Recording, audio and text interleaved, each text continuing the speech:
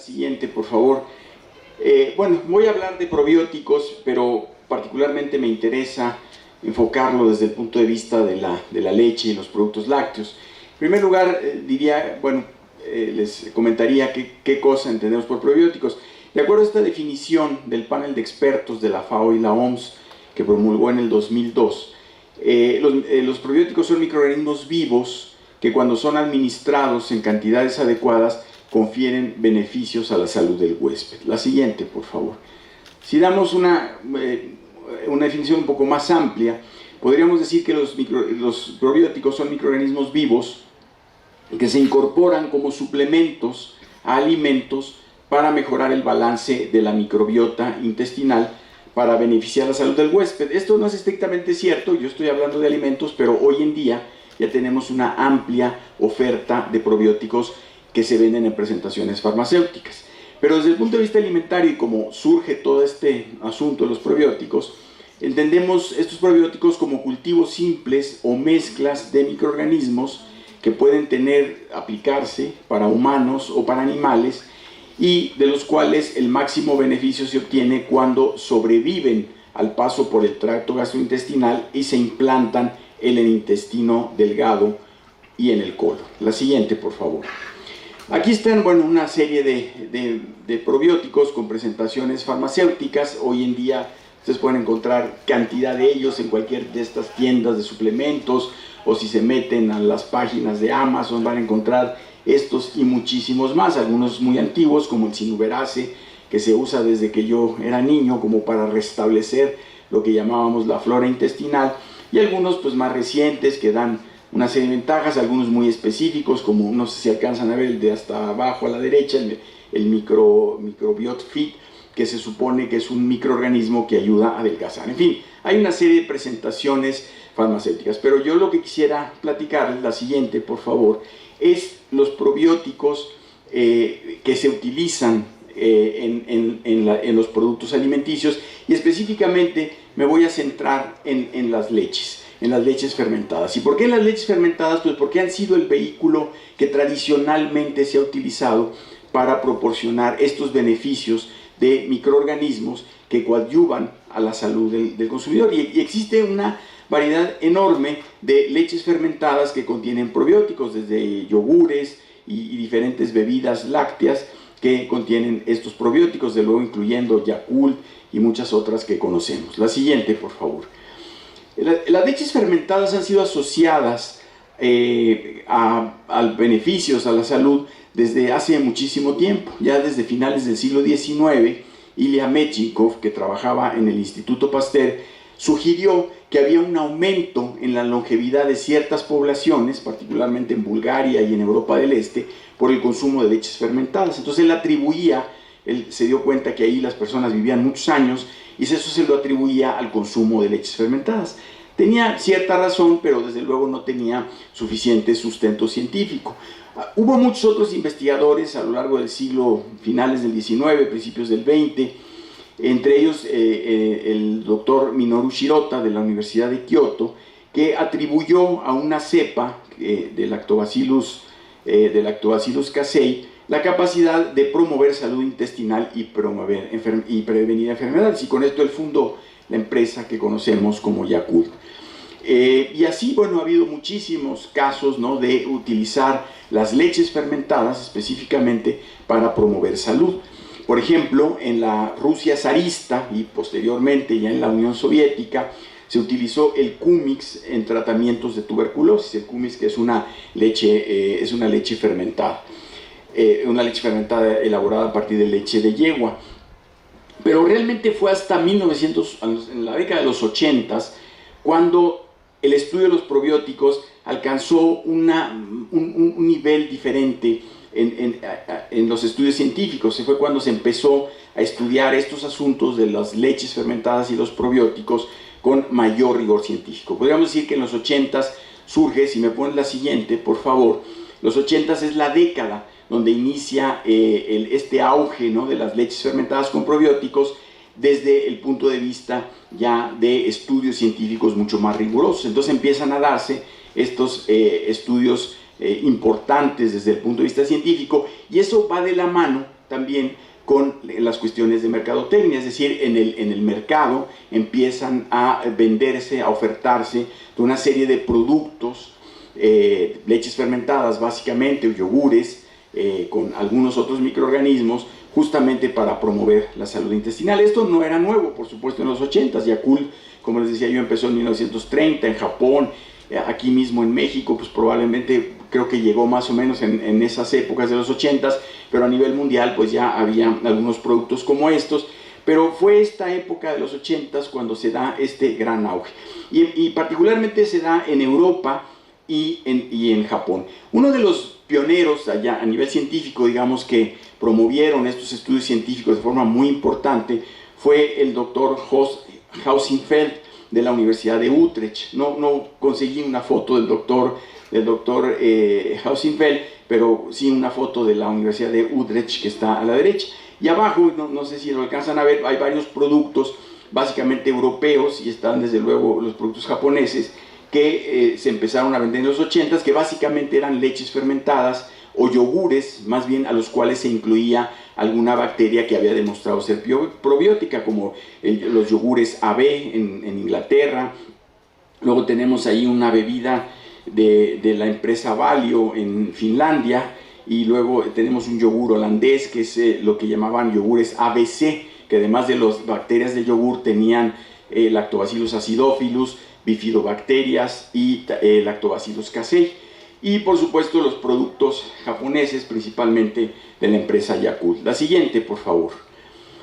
Nosotros en 1997, concretamente, iniciamos este simposio que llamamos originalmente Simposio Mexicano de Probióticos, que después le cambiamos el nombre a Simposio Internacional de Probióticos, con el aval académico de la Universidad Autónoma Metropolitana. En 1997 hicimos el primero. Ahí están los logos de los 9 simposios de probióticos que hemos hecho a lo largo de la historia. El último fue este año, en abril de este año, que fue el 9º. Ahí está una foto abajo con el rector general de la UAM inaugurando el simposio. Y bueno, pues este simposio decidimos que lo íbamos a hacer cada 3 años, porque no había suficiente investigación en México todavía alrededor de los probióticos. Hoy en día nos encontramos que ya existen muchísimos grupos de investigación en México haciendo trabajo científico de muy alto nivel, trabajo de frontera incluso, en el tema de los probióticos. La siguiente, por favor. Este simposio que hicimos, hemos invitado gente de talla internacional muy importante, desde los pioneros que empezaron a trabajar ya en los 80s con este tema, como fue el propio Dr. Hausenfeld de los Países Bajos, pero algunos otros pioneros también, gente que ha contribuido muchísimo al desarrollo de todo este desarrollo, este conocimiento científico de probióticos, como Seppo Salminen de Finlandia, o Todd Kleinhammer de los Estados Unidos, o Francisco Warner en España, Bruno Pot de Francia, entre muchos otros investigadores extranjeros y nacionales que han participado en este simposio. Hemos tenido la participación de científicos de 15 países diferentes. Y lo que es interesante, bueno, este simposio les diría que contribuyó mucho al conocimiento de los probióticos en México. Cuando yo propuse a la empresa Yakult, que ha sido el patrocinador de este simposio a lo largo de las 9 ediciones, cuando yo les propuse que hiciéramos este simposio, les dije, vamos a hacer un simposio de probióticos, y el director general de Yakult me dijo, ¿y qué son los probióticos? Dije, pues los probióticos son los que ustedes venden, lo que ustedes hacen, ¿no? Y entonces a partir de ahí empezamos a hacer esto, y esto generó entre los médicos, entre gentes de empresas, un gran interés sobre los probióticos. Este simposio considero yo que contribuyó mucho al conocimiento en general de los probióticos, pero siempre hemos tenido este enfoque científico riguroso, invitando a gente que realmente está haciendo ciencia respecto a este tema.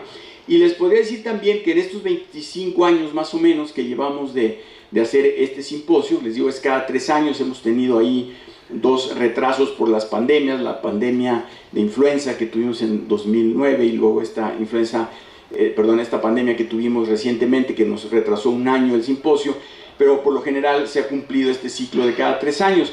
Y lo que a mí me sorprende mucho es que en la primera edición pues hablábamos de las leches fermentadas, hablábamos de estos productos que estaban surgiendo en el mercado, que contenían probióticos, y de las bondades que ya en ese momento pues se conocían, algunas de ellas, sobre salud intestinal o sobre algunas cosas.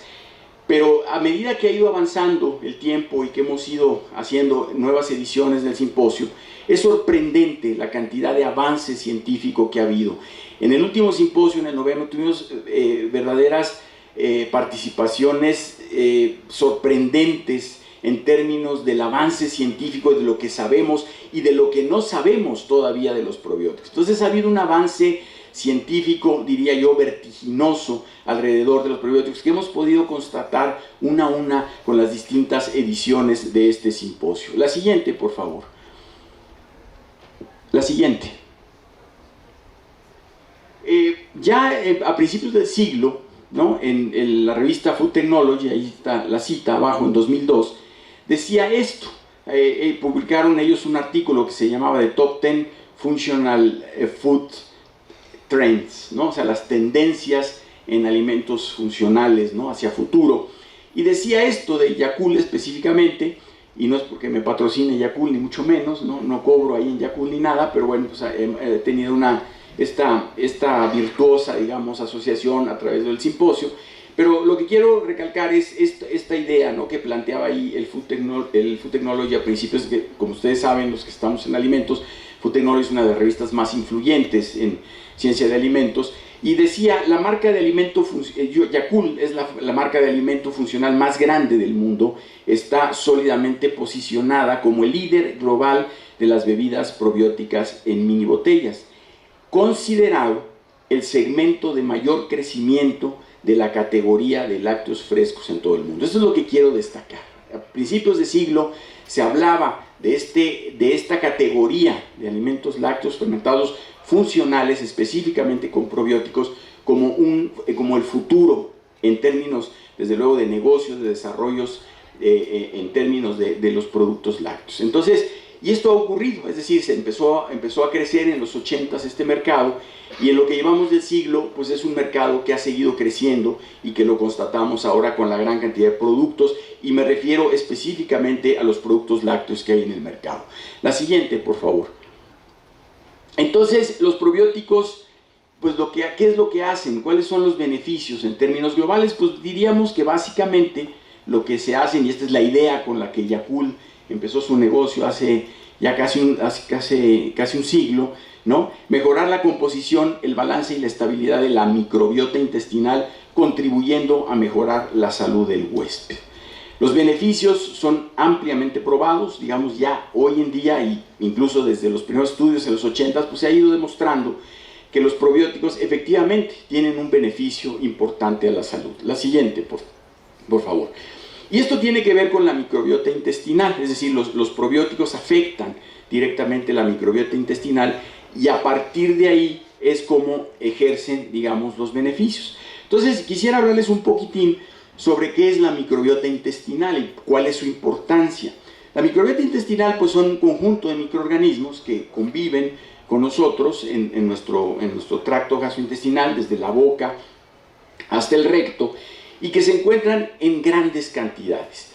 Cada persona tiene más de 10 veces, en un orden superior a 10 veces, el número de células bacterianas con respecto a sus células somáticas. Es decir, las células de nuestro cuerpo están superadas 10 veces por las células microbianas que tenemos en nuestro aparato gastrointestinal. Y ahí vemos, bueno, algunos números a nivel del estómago, el duodeno. Donde mayor concentración tenemos es, desde luego, en el colon, ¿no? En el colon y en el recto es donde encontramos la mayor concentración de microorganismos, pero las tenemos desde la boca, como decía yo, hasta el recto. La siguiente, por favor. Habitan en nuestro sistema gastrointestinal, y solamente estoy hablando del sistema gastrointestinal porque, por supuesto, tenemos microorganismos en prácticamente todas las partes de nuestro cuerpo, y esa microbiota en la piel, en los órganos genitales, etcétera, también tiene su importancia desde el punto de vista de salud, pero yo me voy a concretar en la microbiota intestinal porque ahí es donde se da el impacto de los probióticos. Habitan hasta 1000 especies distintas de microorganismos Microorganismos que son principalmente bacterias, o quizás es porque son las que hemos encontrado con mayor frecuencia, porque son las que más estudiamos, pero también existen levaduras, existen arqueas, existen fagos y existen otro tipo de microorganismos, mohos, por ejemplo, ¿no? Pero vamos a pensar que estamos hablando de cerca de 1000, entre 500 y 1000 especies distintas, de las cuales entre 30 y 40 constituyen el 99% de la microbiota. La mayoría de estos filotipos se agrupan en 4 filas. Aquí estamos hablando ya de filas o divisiones de bacterias, que son los bacteroidetes y los firmicutes, que son los dominantes, y es una comunidad ecológica muy compleja e inmensamente diversa. Estos microorganismos pueden ser benéficos, ¿no?, cuando estamos hablando de una microbiota intestinal sana, pero también podemos tener microorganismos dañinos, que es el caso cuando tenemos algún patógeno, cuando tenemos alguna infección gastrointestinal o algún otro problema. La siguiente, por favor. Entonces, esa microbiota intestinal, como decíamos, allí en la tabla que está a la derecha, ustedes pueden ver que tenemos microbiota que puede ser dañina o microbiota que puede ser beneficiosa. Entre los dañinos, pues tenemos algunos muy evidentes, por ejemplo el Clostridium. Ahí no está, por ejemplo, Salmonella o cualquier otra bacteria de estas patógenas que evidentemente pues, son dañinas, pero también tenemos microorganismos que son benéficos, y ahí vemos algunas especies que están claramente, algunas están en medio, por ejemplo Escherichia coli, que es un habitante normal de la microbiota intestinal y puede tener ciertos beneficios, podemos tener ciertas cepas que son benéficas, pero también podemos tener ciertas cepas patógenas, y esos cuadritos de colores nos dicen cuál es el efecto que pueden tener algunos de estos microorganismos, ya sea del lado dañino o del lado benéfico. Algunas son claramente benéficas, por ejemplo, ahí tenemos lactobacillus, que son claramente benéficas, o tenemos el caso de las bifidobacterias que están hasta abajo, que están muy cargadas o totalmente cargadas del lado derecho. Y entre estos grupos de bacterias, entre los lactobacilos y las bifidobacterias principalmente, ahí es donde vamos a encontrar justamente los probióticos, porque sabemos que son bacterias que generalmente o casi siempre son benéficas y que por lo tanto al momento de restaurar nuestra microbiota pues van a estar del lado bueno. Y esto, pues esto nos lleva a otro concepto que es importante, ¿no? La llamada disbiosis intestinal. Cuando nos cargamos, cuando nuestro ecosistema gastrointestinal se carga hacia el lado izquierdo, entonces caemos en una condición que se conoce como disbiosis. La disbiosis es el desequilibrio de la microbiota intestinal que provoca cambios en su funcionamiento o actividades metabólicas con efectos dañinos o disruptivos de las funciones normales e incluso algunas patologías. Esa es la disbiosis intestinal. Este balance que vemos ahí, nosotros evidentemente la idea es que estemos hacia el lado derecho, cargados hacia el lado derecho, y eso sería una función normal de nuestro ecosistema, la microbiota intestinal, y una disbiosis sería cuando nos cargamos hacia la izquierda. Este balance de la microbiota es dinámico, es decir, cambia y se modula por diferentes razones. Pueden ser por los componentes ingeridos en los alimentos, entre otras cosas, por tratamientos de antibióticos, por estrés o por muchas otras razones. La siguiente, por favor. Entonces, la microbiota intestinal, ¿por qué es tan importante? Bueno, primero vamos a ver cómo se obtiene esta microbiota intestinal. Básicamente la colonización se da en los primeros días de nacimiento.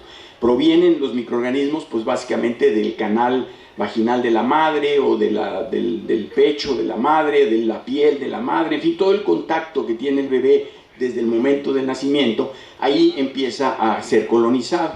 Ese balance establecido, como decía yo, es dinámico, ¿no? Se va estabilizando esa microbiota. Los primeros días puede ser más dinámica, pero a lo largo de los 3 primeros años de vida se va estabilizando ese balance, aunque se mantiene siempre como un balance dinámico. La microbiota puede cambiar en los primeros años y luego va alcanzando una relativa estabilidad. Incluso en los adultos pues tenemos cierta estabilidad, pero puede haber cambios como veíamos en la gráfica anterior. En la infancia es muy volátil la microbiota y en el adulto la variación es menor. La variación entre individuos también es importante, ¿no? Depende mucho de las comunidades, de ciertos hábitos de las comunidades, depende de la dieta, depende de los fármacos que se consuman, de la edad, etc. Al lado derecho, no sé si alcanzan a ver, ahí hay una gráfica que simplemente muestra con diferentes colores los grupos de microorganismos, de estos grupos como los firmicutes, los bacteroides y otros grupos, y muestra en colores como en diferentes pacientes, ahí tenemos una muestra de 4 pacientes, en donde se muestra que hay diferencias entre unos grupos y otros que dependen mucho de estos factores que yo mencionaba. La siguiente, por favor. Entonces, esta microbiota intestinal es muy importante porque permite que haya actividades metabólicas colectivas que tienen una enorme influencia en los procesos fisiológicos normales y también influyen en la susceptibilidad que podemos tener a las enfermedades. La microbiota intestinal establece una especie de simbiosis entre las bacterias o los microorganismos y los huéspedes que es de inmenso valor para la salud. Además de la biodiversidad, muchos de los genes que tienen estos microorganismos o bacterias se expresan bajo ciertas condiciones específicas, y ahí es cuando hablamos del microbioma, porque los genes de estos microorganismos se pueden expresar y pueden lograr funciones como si fueran parte de nuestro genoma, pero se trata en este caso del microbioma. Existe comunicación entre nuestra microbiota y nuestros órganos, que es muy importante. Hay una comunicación con el sistema inmunológico, con el sistema endocrino, con el sistema digestivo, con el cardiovascular e incluso con el sistema neurológico. De manera que se considera hoy en día a la microbiota intestinal como un metaórgano, es decir, es como si tuviéramos un órgano adicional que interactúa con nuestros sistemas y que nos proporciona una condición de equilibrio y por lo tanto de salud. La siguiente, por favor. Entonces, bueno, ¿qué funciones específicamente realiza la microbiota intestinal? Bueno, en primer lugar, protege de la invasión por microorganismos extraños, que sería la resistencia a la colonización, y luego tiene una serie de papeles fundamentales en la bioquímica, en la fisiología y en la inmunología del huésped, como es el metabolismo de componentes biliares, el metabolismo del colesterol, la síntesis y eliminación de compuestos y tejidos intestinales, la producción de enzimas que incluso eliminan algunos compuestos procarcinogénicos, la producción de gamma globulina en sangre, el incremento de la respuesta inmune, la síntesis de nutrimentos esenciales para el epitelio colónico, como algunos ácidos grasos de cadena corta o algunas vitaminas, el funcionamiento intestinal a través del movimiento peristáltico y la producción de gases. Todos estos son algunos de los factores por los cuales la microbiota es esencial para nuestra salud y para nuestra vida. La siguiente. Ahora, pensamos en los probióticos. Una cosa es la microbiota intestinal y otra cosa es el uso que hacemos de los probióticos. Básicamente los probióticos los usamos para restaurar la microbiota intestinal. Cuando tenemos un problema de disbiosis, recurrimos a los probióticos. Pero no solamente tenemos que verlos como algo que nos puede aliviar de la disbiosis, sino que si hacemos un consumo recurrente de estos microorganismos a través de alimentos como las leches fermentadas, esto nos ayuda a mantener un adecuado equilibrio y evitar, digamos, caer en un problema de disbiosis. Entonces, estos serían los beneficios específicamente ya de los probióticos cuando los vemos como un agente externo que vamos a incorporar o a tratar de regular nuestra microbiota intestinal. Nos restauran la microbiota intestinal corrigiendo las disbiosis, mejoran la digestibilidad de la lactosa, coadyuvan a aliviar el intestino permeable, que es una afección más frecuente de lo que pensamos, evitan infecciones intestinales, potencializan la respuesta inmune, disminuyen la incidencia de cáncer y colon de vejiga, de cáncer de colon y de vejiga, coadyuvan en el tratamiento de enterocolitis necrosante, en el caso de recién nacidos. Por esto hay muchísimos trabajos, muchísima evidencia científica, también sobre intestino irritable, síndrome de Crohn, alivian problemas de constipación, diarrea, colitis y úlcera, por ejemplo las diarreas del viajero, que nosotros aquí en México le llamamos la venganza de Moctezuma, ¿no? Pero que no solo es exclusiva de México. Ahí, por ejemplo, hay un área en donde se utilizan mucho los probióticos.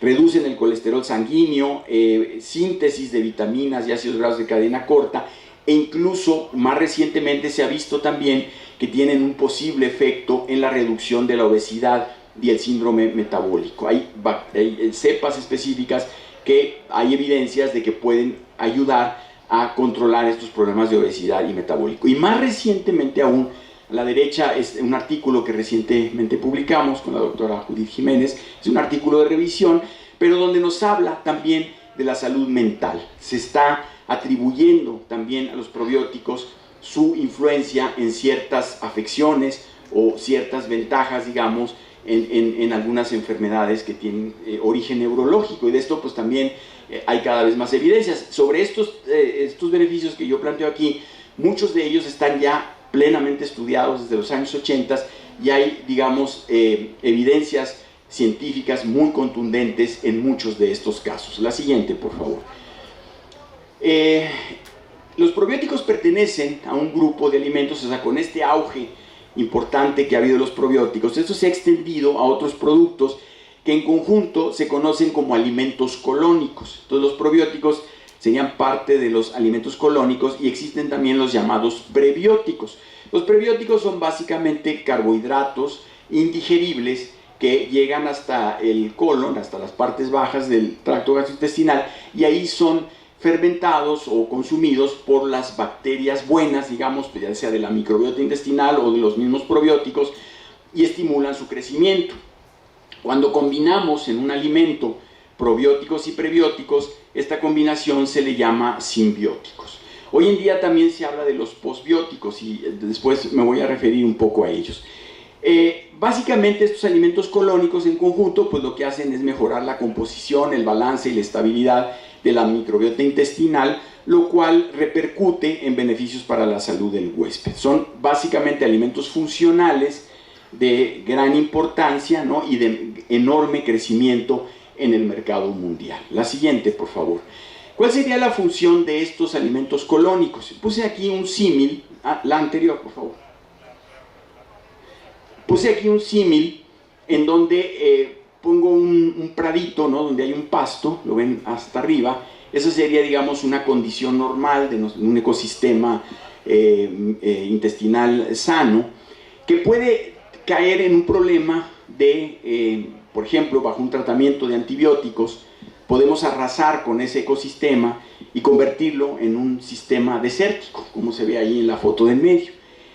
Si no atendemos ese problema, es decir, después de un tratamiento con antibióticos, dejamos que simplemente se repueble, digamos, el ecosistema, pues podemos tener el escenario que está hasta la derecha, que puede ser, bueno, pues crecen ahí otras plantas, pero digamos que crecen plantas salvajes y no hay ningún control. Nosotros podemos regular esto, es decir, ante un tratamiento de antibióticos o cualquier causa que nos lleve a una disbiosis.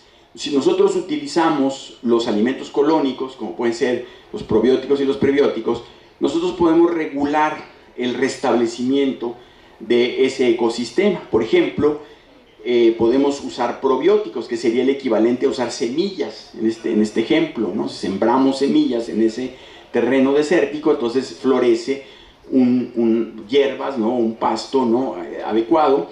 Le podemos poner un fertilizante, y ese fertilizante sería el equivalente a los prebióticos, ¿no?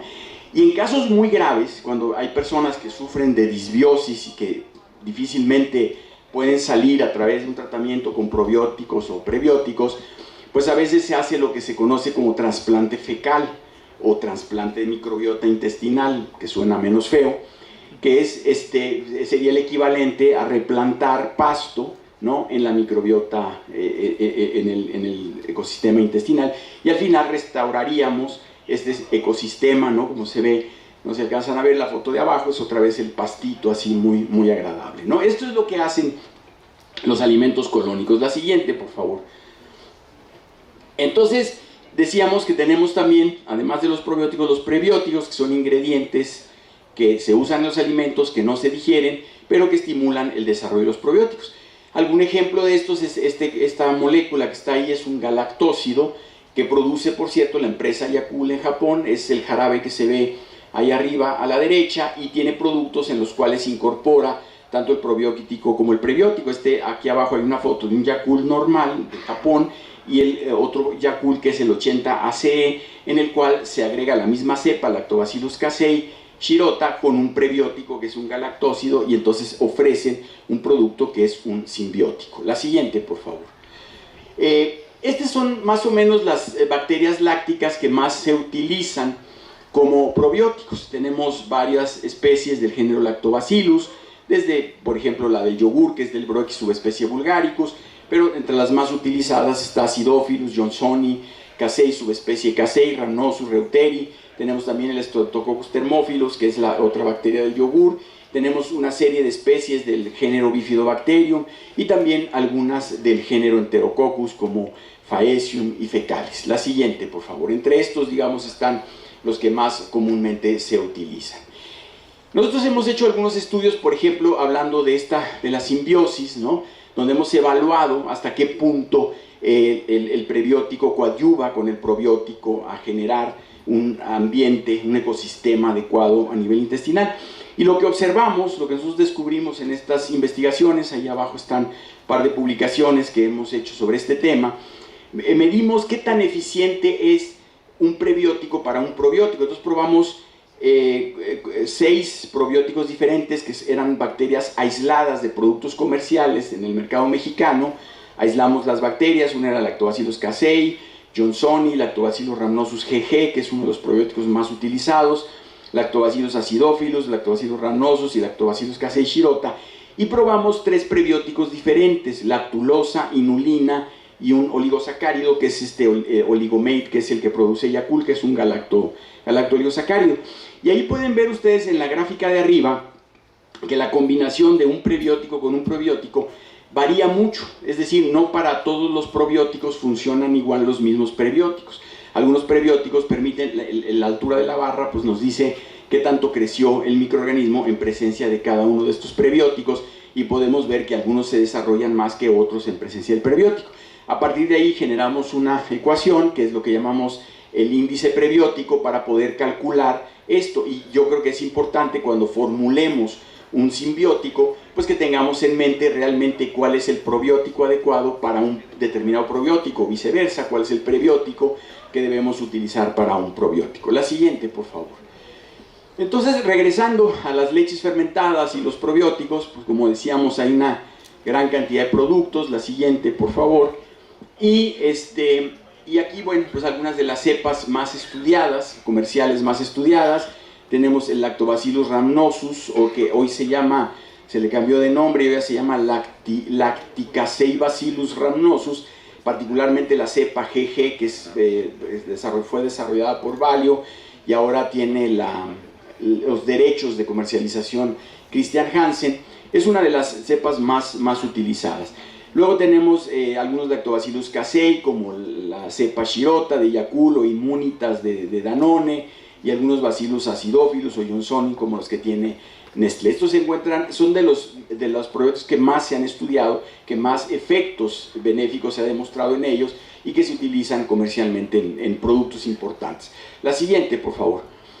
Entonces, en cuanto a las leches fermentadas, pues hay son productos que tienen más de 7000 años de historia, ¿no? Se producen desde tiempos prehistóricos. En algunos países su consumo es muy importante. Hay países donde se consumen más leches fermentadas que la leche fresca, y más o menos existen alrededor de unas 400 variedades diferentes de leches fermentadas. De acuerdo a esa enciclopedia que está ahí consigna alrededor de 400 leches fermentadas en todo el mundo. Estas leches fermentadas pues tradicionalmente han tenido esta relación, este vínculo con la salud. Se supone que ayudan a prevenir ciertas enfermedades, o darle a la leche una cierta inocuidad, y esto se debe fundamentalmente a la acidez que tienen las leches fermentadas por el ácido láctico y algunos compuestos antimicrobianos, que es muy importante, que producen las mismas bacterias lácticas, como las bacteriocinas, por ejemplo, peróxido de hidrógeno, etcétera, que inhiben a microorganismos indeseables y particularmente microorganismos patógenos. La siguiente, por favor.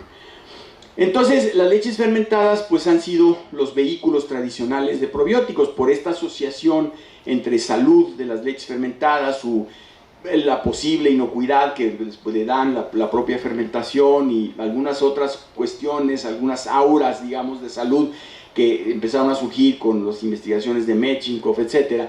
Entonces, las leches fermentadas pues, han sido el vehículo tradicional de los probióticos, que además pues, son, digamos, un hábitat natural de las bacterias lácticas y como vimos, pues, muchas de los probióticos son bacterias lácticas. El beneficio más importante de los probióticos se obtiene cuando la bacteria sobrevive al paso por el tracto gastrointestinal y logra implantarse en el intestino delgado y en el colon, desplazando así la colonización de otros organismos. La siguiente, por favor. Más allá de estos efectos demostrados, atribuibles a las bacterias lácticas, también hay otros efectos que no son directamente atribuibles a las bacterias, sino que podemos pensar, por ejemplo, en algunas cepas que se han descubierto que pueden tener efectos probióticos, que son bacterias naturalmente encontradas en algunas leches fermentadas, pero también el hecho de que pueden producir metabolitos por bacterias lácticas que no necesariamente son probióticas, es decir, no sobreviven al paso por el tracto gastrointestinal. El efecto también de los componentes de la leche. La leche, no olvidemos que es un alimento funcional que por sí mismo aporta grandes beneficios a la salud y en combinación con los probióticos se puede complementar este efecto saludable, puede ser un efecto aditivo, sinérgico entre las bacterias lácticas y algunos componentes de la leche. La que sigue, por favor. Entonces, por ejemplo, uno de los ejemplos, nosotros hemos trabajado mucho con estas bacterias productoras de exopolisacáridos, como esa que se ve a la derecha, es un Lactobacillus bulgaricus de yogur, pero que produce un exopolisacárido que ahí se puede ver en una fotografía tomada en un microscopio electrónico de barrido. Y algunos de los posibles efectos que tiene el exopolisacárido, no tanto ya la bacteria, sino el exopolisacárido, es que puede disminuir la incidencia de cáncer, que puede tener un efecto prebiótico, ¿no? Como azúcar indigerible o carbohidrato indigerible, que puede ser inmunomodulador y que puede tener un efecto de fibra dietética. Nosotros mismos allá en Iztapalapa hicimos algunas pruebas de incremento de la respuesta inmune con exopolisacáridos de estas bacterias y encontramos un efecto positivo.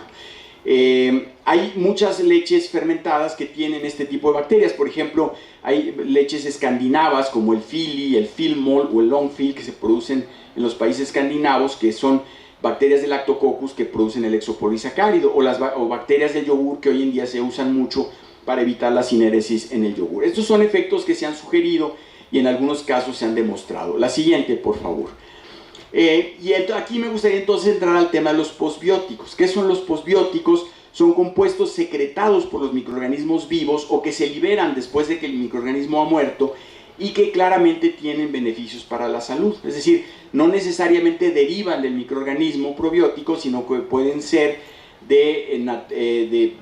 producidos por el metabolismo de la bacteria en el sistema y pueden ser de naturaleza simple o compleja. Es decir, son compuestos que pueden estar ahí, quedan ahí después de que la bacteria puede estar muerta o no necesariamente activa. La siguiente, por favor.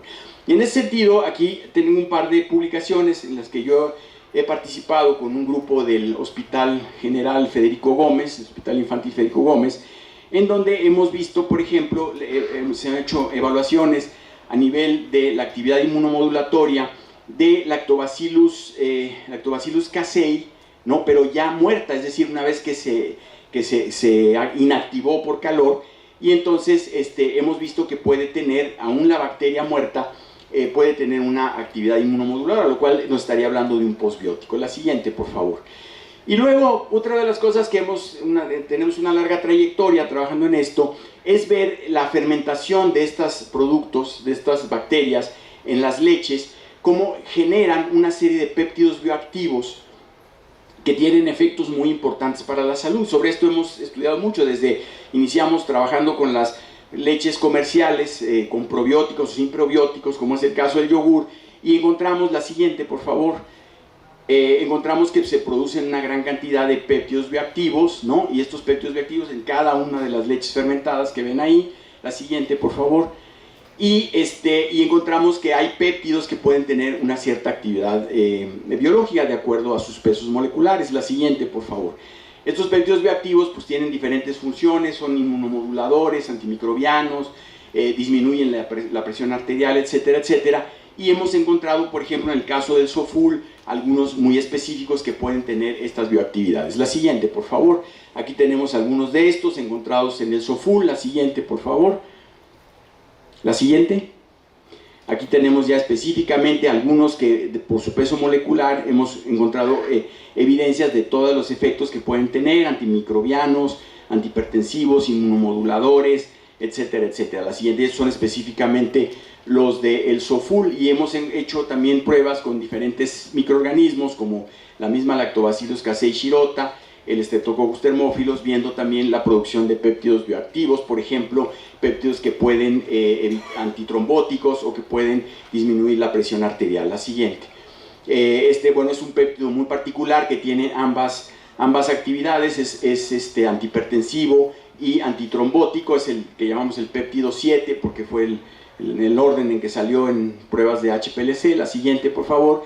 Y con este péptido que ya después identificamos su secuencia, es la secuencia que está ahí y que es un fragmento de la beta-caseína, tiene ese peso molecular y todo, y tiene esta capacidad de ser antitrombótico y antihipertensivo. La siguiente, por favor.